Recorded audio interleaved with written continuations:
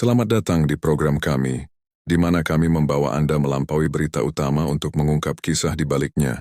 Di panggung global hanya sedikit nama institusi keagamaan yang bersinar seterang Hillsong. Gereja yang lahir di Australia ini bertransformasi menjadi fenomena global, dikenal dengan konser ibadah megahnya yang lebih mirip festival musik rock daripada kebaktian tradisional. Dengan cabang di kota-kota besar dunia, Hillsong berhasil menarik jutaan pengikut, terutama kaum muda, dan bahkan selebriti papan atas seperti Justin Bieber, menciptakan citra modernitas, relevansi, dan kesuksesan yang tampak sempurna. Namun di balik fasad yang gemerlap ini, sebuah cerita yang jauh lebih kelam mulai terungkap.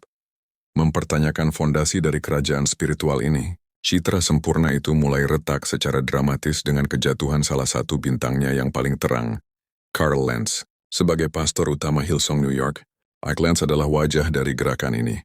Karismatik, trendy, dan dekat dengan para selebritas. Ia bukan sekadar pendeta, ia adalah ikon budaya. Namun pada akhir tahun 2020, berita mengejutkan mengguncang para pengikutnya. Carl Lentz dipecat. Alasan yang diberikan adalah kegagalan moral dan pelanggaran kepercayaan yang kemudian terungkap sebagai perselingkuhan. Tiba-tiba, sorotan media beralih dari panggung konser ke ruang sidang opini publik. Namun, skandal Lentz ternyata hanyalah puncak dari gunung es masalah yang jauh lebih dalam dan sistemik. Untuk memahami keruntuhan ini, kita harus kembali ke akarnya. Kepada pendiri Hillsong sendiri, Brian Houston. Selama bertahun-tahun, Houston memimpin gereja dengan citra kepemimpinan yang kuat dan tak bercela. Namun bayangan gelap dari masa lalu keluarganya mulai menghantuinya. Terungkap tuduhan serius bahwa Brian telah menyembunyikan kejahatan mengerikan yang dilakukan oleh ayahnya, Frank Houston, seorang pendeta yang dihormati.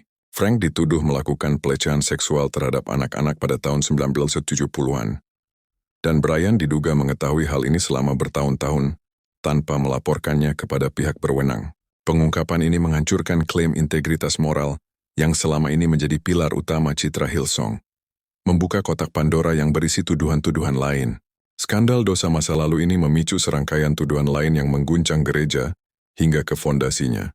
Laporan tentang eksploitasi finansial, budaya penyalahgunaan kekuasaan oleh para pemimpin, dan lingkungan kerja yang toksik.